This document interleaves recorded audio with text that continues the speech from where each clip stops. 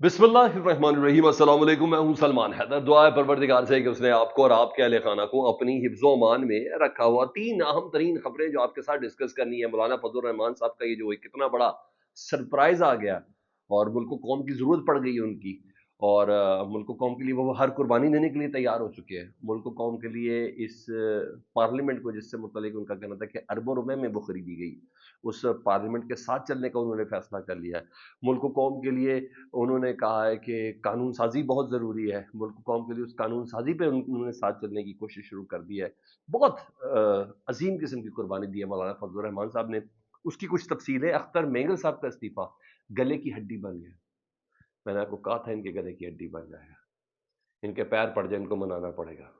उस पर मैंने आपसे बात करनी है। अलीमीन गंडापुर के साहब के नाकाबिले जमानत वारंट गिरफ्तारी जारी हुए हैं। एसएचओ को कहा गया उनको गिरफ्तार करके पेश किया जाए। 8 सितंबर से पहले सूबे के वजीर आला को नाकाबिले जमानत वारंट गिरफ्तारी जारी हो तो जाएगी जमानत में। ये कितना ज़बरदस्त मैसेज है, इस पर बात करनी है। और इमरान खान साहब की गुफ्तगू आज उन्होंने कहा, मैंने कब कहा है कि मैं किसी मुश्किल में हूँ।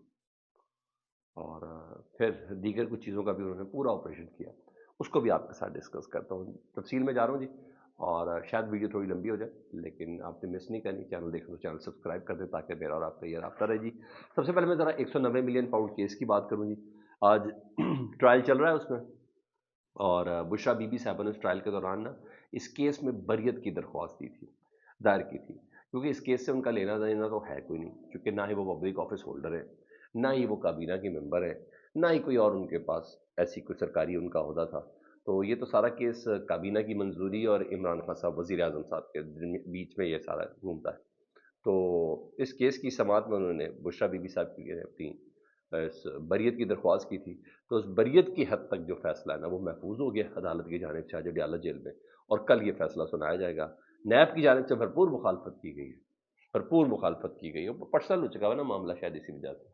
जब नैब के चेयरमैन के खिलाफ दरख्वास्तें चली गई हों, जब उनके हवाले से रेफरेंस चले गए हो, तो फिर क्या बात रह जाती। तो बहरहाल फिर फैमिलीज पे तो बात आ जाएगी ना। तो अब देखें कल अदालत क्या फैसला सुनाती है।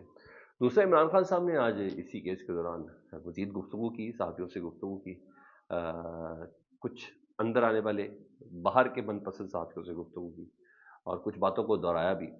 सबसे पहले वो कहते हैं, जिन हालात में मुझे रखा गया है, मैं ज़रा पहले आपको वो बताऊँ। उन्होंने कहा, मेरे कमरे में मैं कैद तन्हाई में रहता हूँ और मुझे कैद तन्हाई में रखा गया हुआ है, और सिर्फ हफ्ते में 3 मुलाकातों के अलावा मैं अपने सेल में ही रहता हूँ। रही बात मेरे सेल की, तो ये ओमन बन जाता है, लेकिन मैंने कभी भी ये नहीं कहा कि मैं मुश्किल में हूँ और मेरे लिए कोई ख़ास काम करने की ज़रूरत है। उन्होंने कहा, मैंने कभी ऐसी बात नहीं की। क्रिकेट की सूरत हाल हमारे कल की इतनी शर्मनाक शिकस्त है। पाकिस्तान की हिस्ट्री में इतनी बर्बादी नज़र नहीं आई पाकिस्तान की क्रिकेट की, जिस तरीके से हुई है और हो रही है। उन्होंने कहा, इमरान खान साहब कहते हैं कि क्रिकेट एक टेक्निकल खेल है, और टेक्निकल खेल के लिए बंदा भी टेक्निकल होना चाहिए, लेकिन उन्होंने इस पर सिफारशी बिठा दी है। उन्होंने लफ्ज़ इस्तेमाल करते हैं, कहते उन्होंने इस पर सिफारशी बिठा दी है। मोहसिन नकवी की क्या काबिलियत है। और रमीज़ राजा, मैंने उसको चेयरमैन पीसीबी लगाया था, वो मेरा रिश्तेदार नहीं था और एक प्रोफेशनल क्रिकेटर था, और लेकिन बड़े साहब ने अपना चेयरमैन पीसीबी लगा दिया, बड़े साहब लफ्ज़ इस्तेमाल कर दिया, वो उन्होंने ला के रख दिया है। तो आप इससे बुरी हालत देख लें कि पाकिस्तान क्रिकेट टीम बांग्लादेश से वाइट वॉश हो गई है। इससे बुरी शिकस्त क्या होगी। देखिए, ऐसा कौन सा एटम बम फटा है कि 3 सालों में हमारी टीम बांग्लादेश से नीचे आ गई और तबाह हो गई और उससे शिकस्त खाई है। तो खान साहब ने आज रिस्पॉन्ड किया, इन चीज़ों को ज़्यादा उन्होंने रिस्पॉन्ड किया। अख्तर मेंगल साहब वाला मामला, सर अच्छी खासी तगड़ी हलचल है, और मैंने इस हलचल को कल इस्तीफे के फ़ौरन बाद ही महसूस किया, आपके साथ शेयर किया था कि भाई ये तो मामला बहुत बड़ा हो जाएगा। इस्तीफ़ा कबूल हो गया तो एक नेक्स्ट लेवल की बात चली जाएगी। तो इस वक्त जो बलूचिस्तान की सूरत हाल है, उस पर अख्तर मेंगल का जो इस्तीफ़ा है ना, वो मामलात में ईंधन ही फराहम करेगा। यानी उसने कोई खैर नहीं करनी, इसको मज़ीद हाई पी बनानी है बलूचिस्तान के मसले को। तो उनको इस्तीफ़े को रोकने की कोशिश हो रही। कल तो खैर स्पीकर ने सबसे पहले उनका इस्तीफ़ा मंजूर नहीं किया, और प्राइम मिनिस्टर शहबाज शरीफ साहब ने सबको पता हुआ ना कि हो क्या रहा है।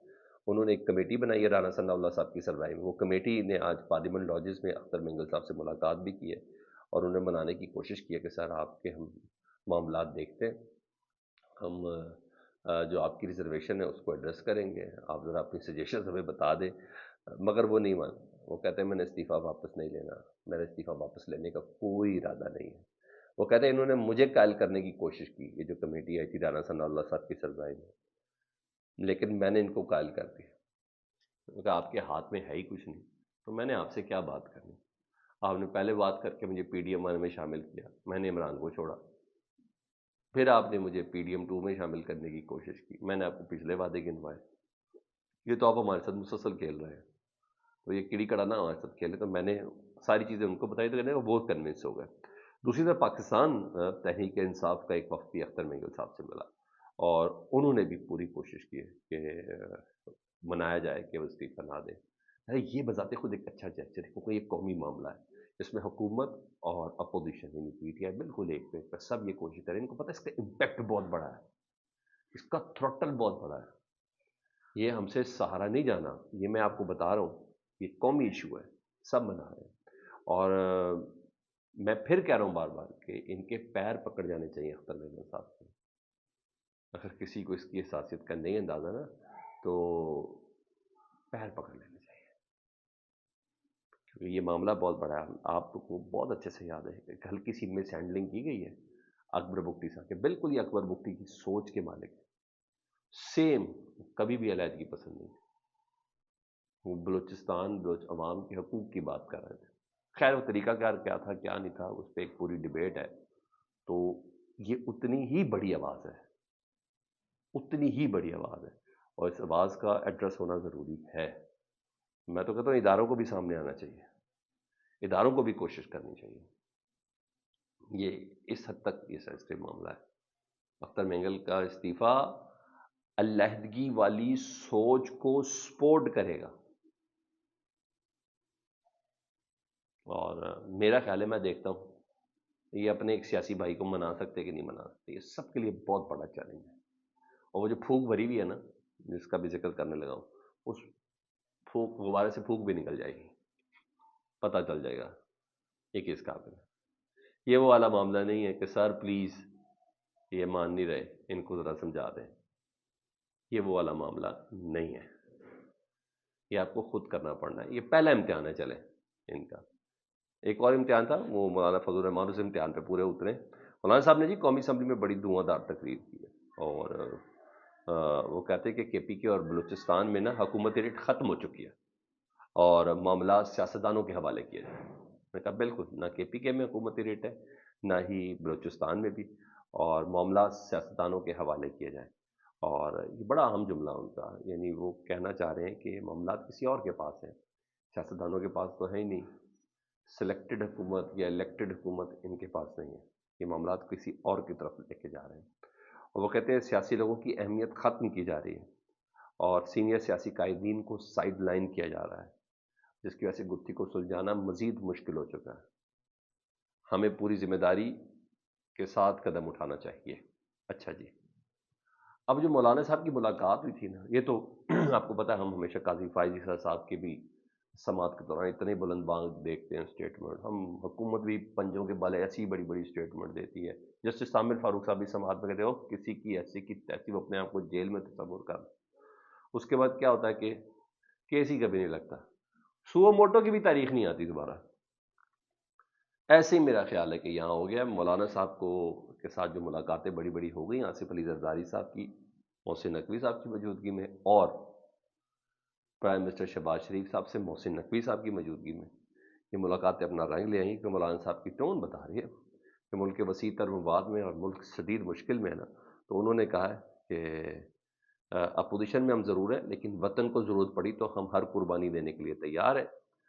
ہم چاہے فارم 45 اور چاہے 47 والے ہیں، ڈیفیکٹو ہیں یا نہیں ہیں، لیکن اس پارلیمنٹ سے ہی گزارا کرنا پڑے گا۔ لو جی، جہاں مولانا صاحب کہتے تھے کہ یہ پارلیمنٹ ہی جعلی ہے، اربوں روپے دے کر یہ پارلیمنٹ خریدی گئی ہے، اسمبلیاں خریدی گئی ہیں، یہ مینڈیٹ ہی سب کا جعلی ہے جو اس وقت حکومت کے اندر موجود ہیں، وہ کہہ رہے ہیں کہ نہیں، اسی پارلیمنٹ سے گزارا کرنا پڑے گا، ہم اسی کا حصہ ہیں۔